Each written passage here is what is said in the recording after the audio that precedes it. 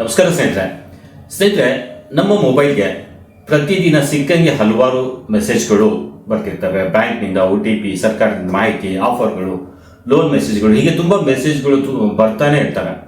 So ಸ್ನೇಹಿತರೆ, ಇವತ್ತಿನ ಈ ವಿಡಿಯೋದಲ್ಲಿ ನಾನು ನಿಮಗೆ ಒಂದು ತುಂಬ ಮುಖ್ಯವಾದ ಮಾಹಿತಿನ ಹೇಳ್ತಿದ್ದೇನೆ. ನಿಮ್ಮ ಮೊಬೈಲ್ಗೆ ಬರುವ SMS ಗಳ ಹಿಂದೆ ಒಂದು ಕೋಡಿಂಗ್ ಸಿಸ್ಟಮ್ ಇರ್ತದೆ. ಏನಾದರೂ ನಿಮಗೆ ಗೊತ್ತಾ?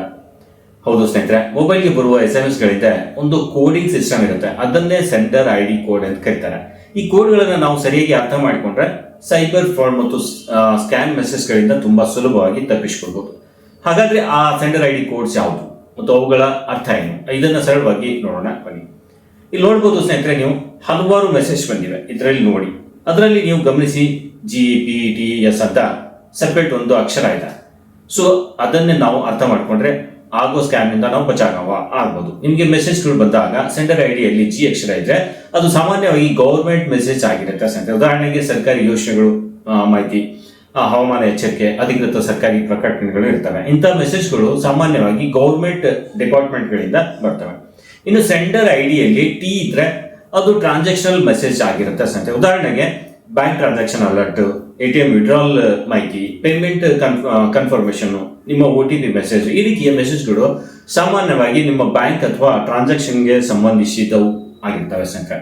ಇನ್ನು ಸೆಂಡರ್ ಐಡಿಯಲ್ಲಿ S ಇದ್ರೆ ಅದು ಸರ್ವಿಸ್ ಮೆಸೇಜ್ ಆಗಿರುತ್ತೆ ಸ್ನೇಹಿತರೆ. ಉದಾಹರಣೆಗೆ ಟೆಲಿಕಾಂ ಕಂಪನಿಗಳ ಸೇವಾ ಮಾಹಿತಿ, recharge reminder, online order delivery updates, ಇವುಗಳು ಸಾಮಾನ್ಯವಾಗಿ ಸೇವೆಗೆ ಸಂಬಂಧಿಸಿದ ಮೆಸೇಜ್ಗಳು. ನೀವು ಗಮನಿಸಿ ನೋಡಿ. ಸೆಂಡರ್ ಐಡಿಯಲ್ಲಿ P ಇದ್ರೆ ಅದು ಪ್ರಮೋಷನಲ್ ಮೆಸೇಜ್ ಆಗಿರುತ್ತೆ ಸ್ನೇಹಿತರೆ. ಉದಾಹರಣೆಗೆ loan offers, credit card offers, discount offers, marketing, advertisement, ಇವುಗಳಿಗೆ ಸಂಬಂಧಿಸಿದ ಮೆಸೇಜ್ಗಳು. ಇಂಥ ಮೆಸೇಜ್ಗಳನ್ನ ನೀವು ಬೇಕಾದ್ರೆ ಅನ್ಸಬ್ಸ್ಕ್ರೈಬ್ ಕೂಡ ಮಾಡೋಕೆ ಅವಕಾಶ ಇರುತ್ತೆ. ಸ್ಕ್ಯಾಮ್ ಮೆಸೇಜ್ಗಳನ್ನ ಹೇಗೆ ಗುರುತಿಸಬೇಕು ಅಂದ್ರೆ ಸ್ನೇಹಿತರೆ, ಇಲ್ಲಿ ಒಂದು ತುಂಬಾ ಮುಖ್ಯವಾದ ವಿಷಯ ಏನಂದ್ರೆ ಬಹುತೇಕ ಸೈಬರ್ ಫ್ರಾಡ್ ಮಾಡುವವರು ಈ ರೀತಿಯ ಸೆಂಡರ್ ID ಫಾರ್ಮ್ಯಾಟ್ ಅನ್ನ ಫಾಲೋ ಮಾಡೋದಿಲ್ಲ.